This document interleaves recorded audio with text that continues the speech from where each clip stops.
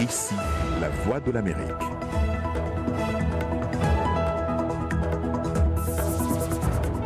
Mesdames, Messieurs, bonsoir. Bienvenue dans Le Monde aujourd'hui. Voici les titres de votre journal.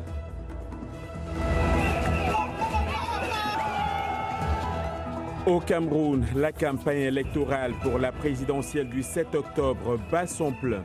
Au-delà de la sécurité, l'économie est aussi un sujet de préoccupation majeure.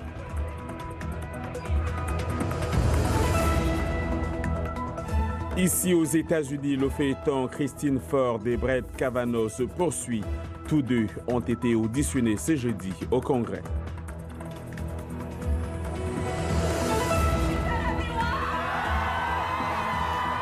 Toujours ici aux États-Unis, à quelques semaines des élections de mi-mandat, coup de projecteur sur ces femmes musulmanes qui visent le Congrès.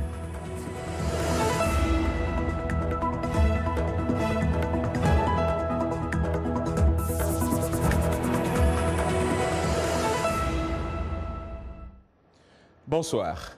La campagne pour la présidentielle au Cameroun le 7 octobre, la présidentielle du 7 octobre bat son plein. Les 9 candidats sillonnent le pays pour tenter de convaincre les quelques 6 500 000 électeurs de voter pour eux. La question sécuritaire est bien sûr au centre des débats avec les crises dans les régions anglophones et dans l'extrême nord du pays. Mais l'économie est aussi un sujet de préoccupation pour les électeurs. Certains que nous avons fait passer sur ces antennes sont contre le régime actuel, mais d'autres le soutiennent, comme cet homme d'affaires qui a déjà fait son choix. C'est un récit d'Abdourahmane Dia. Le président Paul Biya, 85 ans et candidat à sa propre succession, a certes passé près de 36 ans au pouvoir. Ses opposants estiment qu'il est temps pour lui de passer la main. Mais pour certains, la continuité est un gage de stabilité, surtout pour un environnement des affaires propice au développement. C'est le cas de l'homme d'affaires Samuel Long, qui a ouvert une entreprise d'impression et d'habillement. Pour moi, pour le développement, je souhaiterais que ce soit le président actuel, puisqu'il a déjà entamé des chantiers qu'il faudrait que ça se termine. Donc, pour moi, c'est le président Paul Biya que je vais finir par voter, pour que les chantiers puissent être achevés par lui, quoi. Le Cameroun est classé 153e mondial dans l'indice du développement économique, mais Samuel Long voit plutôt un pays qui avance dans un contexte politique et sécuritaire difficile. Aujourd'hui, le fondateur de Deido Boy affirme qu'il gagne 1 500 $ par mois et a pu augmenter sa production comparé au début de son aventure il y a 11 ans. Mais il est clair que tout le monde ne partage pas l'avis de Samuel. L'économie du pays souffre de la baisse des prix de matières premières dont elle dépend, le pétrole et le cacao. L'économie tourne au ralenti dans les régions anglophones du nord-ouest et du sud-ouest où des indépendantistes mènent depuis 2016 des attaques meurtrières. Et pour approfondir sur ce sujet de la situation économique au Cameroun, à quelques jours de la présidentielle, retrouvons depuis Yaoundé Célestin Bédigui, économiste et analyste politique. Bonsoir, monsieur. Bonsoir, John London. Alors, on l'a vu dans le reportage d'il y a un instant, l'économie est un sujet de préoccupation majeure dans cette campagne électorale dans votre pays. Comment se porte-t-elle déjà aujourd'hui? Oui, il faut dire que si on se place du point de vue des fondamentaux économiques, on est bien obligé de constater que la plupart des indicateurs sont au vert. Nous avons un taux de croissance qui est positif depuis déjà une demi-décennie. Il avoisine les 5%. Il est vrai que les prévisions gouvernementales prévoyaient les prévisions gouvernementales pensaient à 7 ou 8%, mais aujourd'hui, là, à 5%, ce qui n'est pas du tout une mauvaise chose. L'inflation est contenue à un niveau de 2%. Le taux d'endettement est également de niveau raisonnable, 35%. Le seul ombre au tableau, c'est quelque chose qui est partagé dans la plupart des pays jeunes comme au Cameroun, compte tenu de la pyramide des âges, de l'afflux massif des jeunes sur le marché du travail crée évidemment un problème de sous-emploi qui suscite un certain mécontentement de la part d'une d'une frange de la population. Alors, mais lorsqu'on regarde le tableau d'ensemble, on peut dire que la plupart des indicateurs sont ouverts. Alors, et que proposent justement les candidats concrètement dans ce contexte de campagne électorale et qui a le meilleur projet pour les Camerounais? Il faut dire que la plupart des candidats ne font pas cas ou ne se font pas remarquer par des propositions économiques vraiment pertinentes. L'essentiel du débat porte sur la question politique, voire politicienne. À l'exception, et il faut bien le dire, à l'exception du président Biya, qui a eu, depuis quelques années déjà, il a pris l'initiative de proposer une vision qu'il a appelée l'émergence, il n'est pas le seul à le dire. Il projette le Cameroun dans le futur en disant qu'il faudrait que le pays devienne un pays émergent. Et à partir de là, il y a une très grande différence entre lui et son discours, qui a une tonalité économique tout à fait remarquable par rapport au discours des autres qui, on a l'impression, rabâchent des critiques que l'on entend à gauche, à droite, mais sans aller au-delà ou sans poser ou sans s'interroger sur les fondamentaux économiques ou sur le modèle économique du pays. Alors, on a vu le président Biya battre campagne par le passé sur des thèmes aussi tels que les grandes ambitions, les grandes réalisations. Mais est-ce que finalement, ce ne sont pas que des mots, puisque vous le disiez tout à l'heure, le chômage reste en milieu jeune très élevé? Non, on peut d'ailleurs dire qu'il y a une certaine continuité dans les postures discursives du président Biya. Il a parlé des grandes ambitions, il a ensuite parlé des grandes réalisations qui se sont traduites par un certain nombre de nouvelles infrastructures, notamment pour lever l'hypothèque ou la limite que pose l'offre d'énergie. Il y a beaucoup de barrages qui ont été, dont la construction a été engagée, et même certains qui ont déjà été finalisés. Et je crois qu'aujourd'hui, on peut parler de l'ouverture d'un septennat de grandes opportunités. Merci. Je crois que les perspectives sont tout à fait bonnes avec, évidemment, une évolution du modèle économique qui passerait. Merci Célestin Bédigui. Merci Célestin Bédigui, économiste et analyste politique. Merci pour votre disponibilité donc. Pas moins. Je vous remercie, monsieur. Pas moins de 67 morts au Niger tués par l'épidémie de choléra. Plusieurs milliers de malades ont par ailleurs été recensés, principalement dans la région de Maradi, proche du Nigeria. C'est ce qu'a annoncé l'ONU ce jeudi en citant un rapport du ministère nigérien de la Santé. Niabé a averti que l'épidémie s'est déjà propagée à d'autres régions du pays. Dans une interview accordée à VO Afrique ce matin, le ministre de la Santé du Niger est revenu sur les mesures prises par le gouvernement pour faire face à cette épidémie. Pendant la saison pluvieuse, généralement, on a parfois des cas sporadiques, parfois des cas de flambés. On a pris des dispositions pour positionner des intrants au niveau de cette région de Maradi. Et les intrants, c'est les différents kits de prise en charge du choléra. En tout cas, tous ceux qui accompagnent le gouvernement du Niger en matière de gestion de phénomènes sanitaires ont été impliqués. Je vous signale que les premiers cas de choléra viennent en tout cas d'un pays frontalier du Niger. À la date d'aujourd'hui, nous avons enregistré 3275 cas, 55 décès avec un taux de létalité de 1,2%, ce qui est quand même important. Mais il y a plus de 3175 personnes qui sont traitées et guéries. Actuellement, nous avons moins de 50 malades sur les différents sites de prise en charge de ces cas de maladie. Ça veut dire que la gestion non seulement a été efficace et la riposte a été prompte et rationnelle. De la transparence dans l'approvisionnement d'armes à l'armée centrafricaine par la Russie, la Chine ou les États-Unis, c'est ce que souhaite l'émissaire de l'ONU pour ce pays. Parfait Onanga Nyanga demande également une cohérence dans les médiations comme celle conduite par Moscou. L'émissaire de l'ONU pour la Centrafrique, dont le mandat s'achève à la fin de l'année, a indiqué aussi avoir un espoir mesuré, mais certain, pour ce pays en reconstruction, même si des groupes armés convoitant des richesses minières continuent de s'affronter sur le terrain.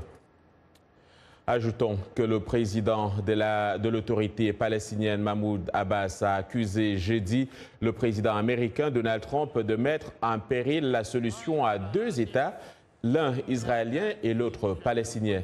Avec toutes ces décisions, le gouvernement américain est revenu sur tous les engagements précédemment pris par son pays, mettant même en péril la solution à 2 États, a-t-il déclaré à la tribune de l'Assemblée générale annuelle des Nations unies à New York. Journée à rebondissement politique ce jeudi ici à Washington. Le candidat à la Cour suprême, Brett Kavanaugh, et l'une de ses accusatrices, Christine Ford, ont été convoqués au Congrès pour une audition devant le comité judiciaire du Sénat. Christine Ford a été la première à être entendue, puis interrogée sur une présumée agression sexuelle datant du début des années 80 et dont elle accuse Kavanaugh. Le juge Kavanaugh, qui a maintenu son innocence, on fait le point pour ce qu'on en sait à cet instant précis de ces auditions, et c'est avec Dili Diko.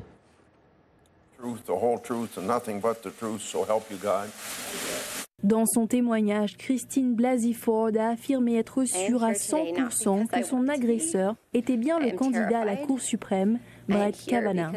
Durant la séance d'interrogation, elle a assuré ne s'être pas trompée sur l'identité de son agresseur. Mais vous ne pourriez pas confondre Brett Kavanaugh avec notre personne, n'est-ce pas? Correct. En amont du témoignage du professeur Ford, Brett Kavanaugh s'est défendu des accusations contre lui, les qualifiant de tentatives visant à salir son nom et son caractère. Lors d'une conférence de presse à New York, le président Trump a défendu son candidat à la Cour suprême contre les multiples allégations. Ce sont des escrocs qui savent à quel point cet homme est bien. Ils essaient de détruire sa réputation, de le calomnier. Je pense que les gens vont s'en rendre compte lors des élections de mi-mandat. En dépit de la position affirmée de la Maison-Blanche, les démocrates continuent de réclamer une enquête complète sur cette affaire. Elles devraient toutes être entendues dans les meilleurs délais. Cette idée que nous allons nous précipiter et écouter uniquement Mme Ford, puis passer rapidement au vote, n'est pas juste. Quant aux républicains, ils accusent les démocrates de mener une campagne de diffamation contre le candidat à la Cour suprême. Le leader républicain au Sénat, Mitch McConnell, a fait savoir que le vote sur la nomination de Brett Kavanaugh est prévu vendredi. Et le vote final du Sénat pourrait avoir lieu la semaine prochaine. Si sa candidature est confirmée, Kavanaugh pourrait consolider une majorité conservatrice au sein de la Cour suprême américaine pour toute une génération. L'audition du juge Kavanaugh qui se poursuit en ce moment et il a dit qu'il ne retire pas sa candidature à la Cour suprême. Il a dénoncé une honte nationale au Sénat américain, estimant aussi qu'il était innocent et que sa famille souffrait de cet épisode. On reste aux États-Unis où 2 musulmanes pourraient faire leur entrée au Congrès à la faveur des élections de la mi-mandat de novembre. Elles seraient les premières et rejoindraient alors le député musulman André Carson en tant que membre de la Chambre des représentants. Khan Farabot de la VOA s'est intéressé à l'histoire de ces candidates. Le récit est de Yacouba Ouidraogo.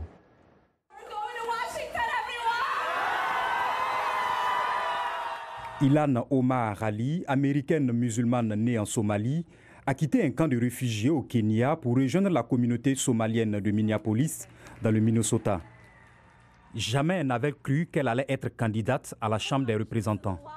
Tout comme Omar, Rachida Tlaib, fille d'immigrants palestiniens, musulmane elle aussi, mais née à Détroit, est candidate dans le Michigan. Une de mes directrices de campagne, Diana, a quitté une ONG et l'une des responsables lui a dit « Je suis vraiment désolée de te voir partir ». Et Diana lui a répondu « Oh, ne vous en faites pas, je vais travailler pour la première femme élue à l'Assemblée du Michigan ».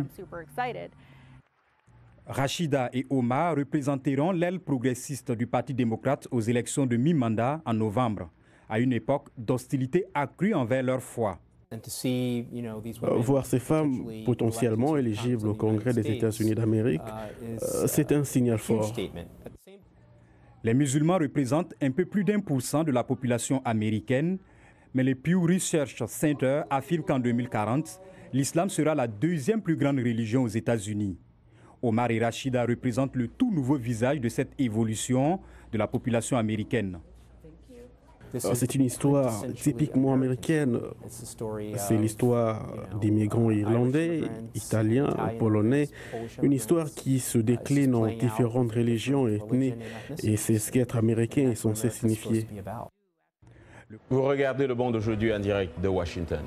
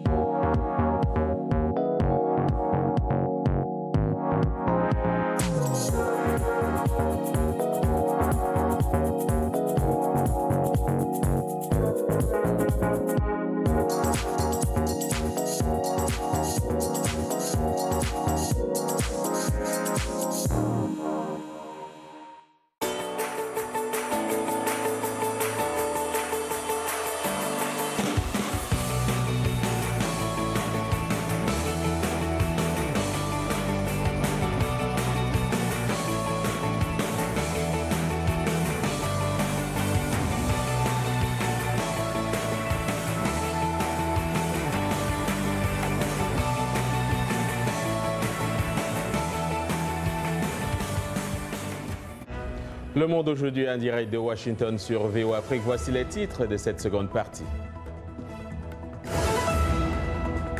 La transmission du VIH-Sida au cœur des discussions des premières dames africaines réunies à New York. Rafiki draine des foules. Le film kényan qui décrit une romance lesbienne a été projeté pour la première fois à Nairobi.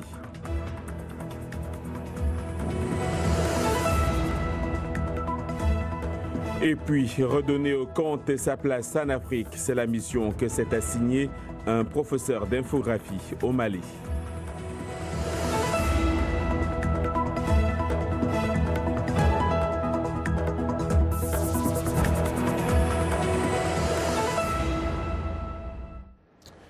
Aujourd'hui, c'est jeudi et comme tous les jeudis, nous parlons santé avec notre collègue Mouamadou Oumfa, co-présentateur de l'émission Votre santé, votre avenir. Bonsoir et bienvenue. Bonsoir John. Alors Mouamadou, aujourd'hui nous parlons de la transmission du VIH-Sida de la mère à l'enfant et les premières dames africaines se penchent sur la question en marge de l'Assemblée générale annuelle des Nations Unies à New York. Tout à fait, John. Et c'est d'ailleurs depuis 2002 que les premières dames réunies à Genève en Suisse ont créé une association dénommée une organisation des premières dames africaines contre le VIH-Sida. Une organisation dont l'objectif est de faire le plaidoyer auprès des décideurs et des populations pour réduire la transmission du VIH chez les femmes et les enfants et de favoriser l'égalité des chances chez ces catégories de personnes déjà contaminées. Et elles saisissent donc ce genre d'occasion, comme l'Assemblée générale des Nations Unies, pour faire entendre leur voix. Et cette année, on a eu droit à plusieurs communications. Ainsi, par exemple, la première dame du Mali a expliqué que l'implication des associations communautaires sera déterminante pour la réussite de cette lutte.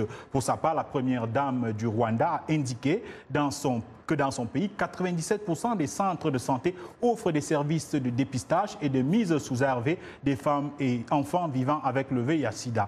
Espérons donc que d'autres pays vont s'inspirer de cet exemple du Rwanda, un très bel exemple, John. Alors parlons précisément de la transmission du VIH-Sida de la mère à l'enfant. Comment réduire les risques ?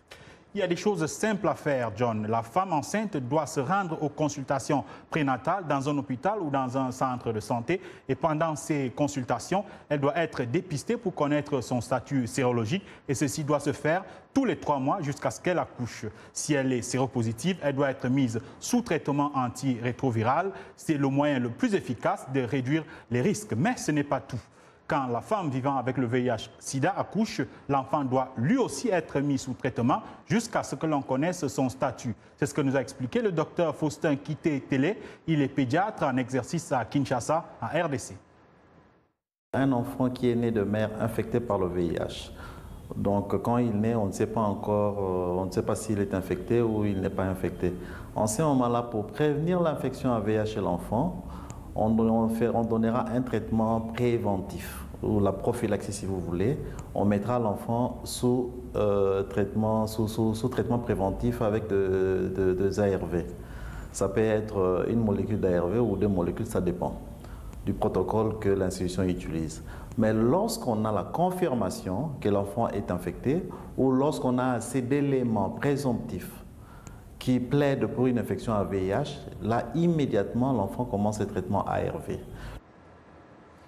Merci au docteur, merci à vous Mohamedou. Je rappelle que vous êtes co-présentateur de l'émission Votre santé, votre avenir sur VOA Afrique. Et retrouvons Yacouba Ouedraogo pour parler des sports. Yacouba, en Côte d'Ivoire, les sanctions sont tombées. Bonsoir. Bonsoir John et bonsoir à vous, amis sportifs. Effectivement, la Fédération ivoirienne de football est passée à l'acte. La FIFA a officialisé les sanctions qui vont frapper l'ASEC Mimosa et son président, Roger Ouénien. Monsieur Ouénien a écopé de 12 mois d'interdiction de stade et d'une amende de 5 millions de francs CFA. Pour sa part, l'ASEC est suspendue pour les 2 prochaines éditions de la Supercoupe de Côte d'Ivoire et devra s'acquitter d'une amende de 5 millions de francs CFA également. Ces sanctions font suite à des propos jugés outranciers tenus par le dirigeant et du refus de son club de prendre part à la Supercoupe de Côte d'Ivoire début septembre. En Europe, c'est fait. On sait qui va organiser l'Euro 2024. L'Allemagne était en concurrence avec la Turquie. Elle a donc été désignée par l'UEFA pour accueillir la compétition. L'Euro 2024 réunira 24 sélections pour 51 rencontres disputées dans 10 stades, dont l'Alliance Arena de Munich et le Stade olympique de Berlin. La dernière grande compétition organisée par l'Allemagne remonte à 2006 avec la Coupe du Monde. Le prochain Euro en 2020, lui, sera organisé dans 12 pays. Et puis, toujours en Europe, la Ligue des champions ne fait plus de résistance à l'arbitrage vidéo. La VAR sera utilisée pour l'Euro 2020, la prochaine édition de la Ligue des champions, et lors de l'édition 2020-2021 de la Ligue Europa. Ainsi en a décidé l'UEFA. Cette technologie, présente au Mondial 2018 à l'initiative de la FIFA, a été introduite dans 4 des 5 grands championnats européens. L'Italie et l'Allemagne l'an dernier, la France et l'Espagne depuis le début de cette saison. Et pour finir, Cristiano Ronaldo, exclu lors du premier match de la saison en Ligue des Champions à Valence, n'a écopé que d'un seul match de suspension. La star de la Juventus Turin sera donc disponible pour la double confrontation contre son ancien club de Manchester United le 23 octobre et 7 novembre. Le Portugais de 33 ans avait été exclu dès la 29e minute pour une altercation avec le Valencien Jason Mourinho. Voilà donc pour les sports. Au revoir. Merci Yacouba Ouedraogo. Après un mois d'interdiction, le film kenyan Rafiki, qui signifie ami en swahili et qui décrit une romance lesbienne, a été présenté pour la première fois à Nairobi. La haute cour kenyane a autorisé la projection pendant une semaine du film, controversé le temps que cette œuvre soit éligible pour les Oscars. Reportage de Mariama Diallo, le récit est d'Arzuma Compaoré. Les cinéphiles kenyans ont assisté en grand nombre à la projection de Rafiki, précédemment interdit par les autorités kenyanes, qui y voient une promotion du lesbianisme. Il est regrettable qu'un tel film reconnu mondialement n'ait pas pu faire ses débuts ici et pour que le public kényan puisse l'apprécier. Maintenant qu'il est diffusé, c'est un grand pas. La levée temporaire de l'interdiction permettra à la réalisatrice du film Wanuri Kahui de présenter l'œuvre aux Oscars dans la catégorie des films étrangers. Je suis ravie que l'interdiction ait été levée, même si ce n'est que pour une semaine. Mais une semaine peut devenir un mois, voire une année. La semaine dernière, la juge kenyane Wilfrida Okwani a ordonné la levée de l'interdiction du film pour seulement 7 jours, condition minimale pour qu'un film puisse être qualifié pour un Oscar. L'homosexualité est une réalité dans la société. La question qui se pose alors est de savoir si un film doit être restreint, clairement parce qu'il représente un thème homosexuel. Ma réponse à cette question est négative, car l'une des raisons de la créativité artistique est de stimuler la conscience de la société, même sur des sujets très délicats tels que l'homosexualité.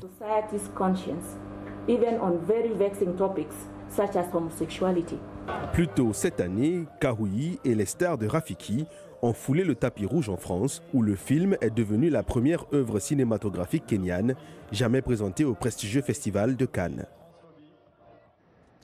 Redonner au conte sa place, tel est l'objectif de Gaoussou Tankara.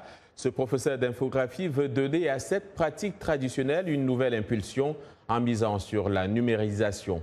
Founé Diaré, autant pour moi, est allé à la rencontre du professeur Tankara à Kalambankoro, commune rurale limitrophe de Bamako. Au même titre que le griot, le conteur joue un rôle important dans la transmission de la culture africaine.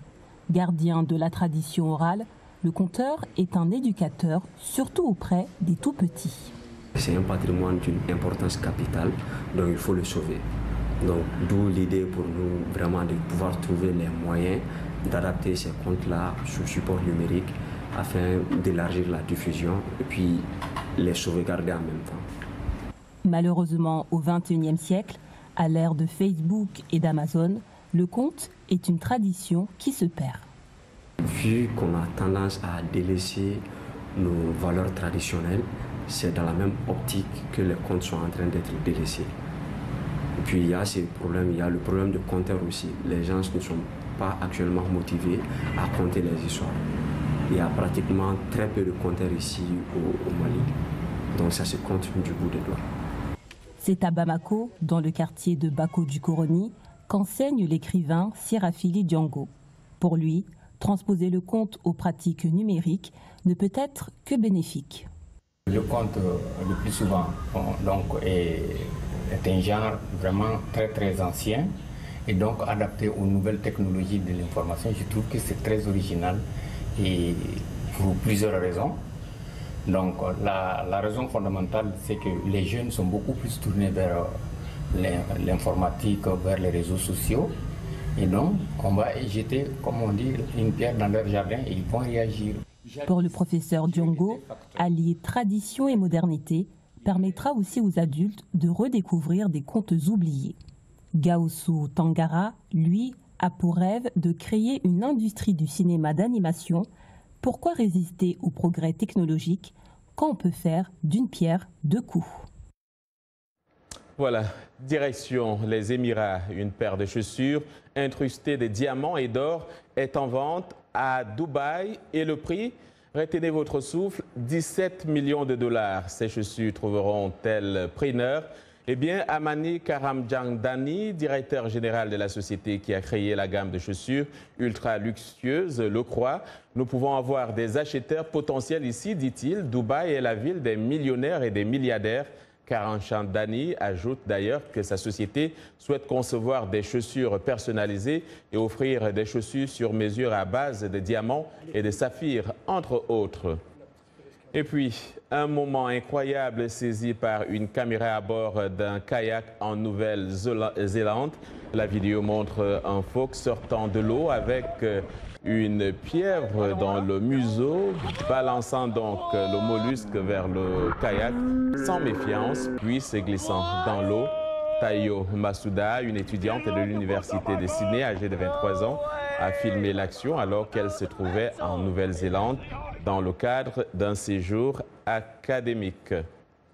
Voilà, c'est la fin de ce journal. Merci de l'avoir suivi. Demain est un autre jour. D'ici là, excellente soirée à toutes et à tous.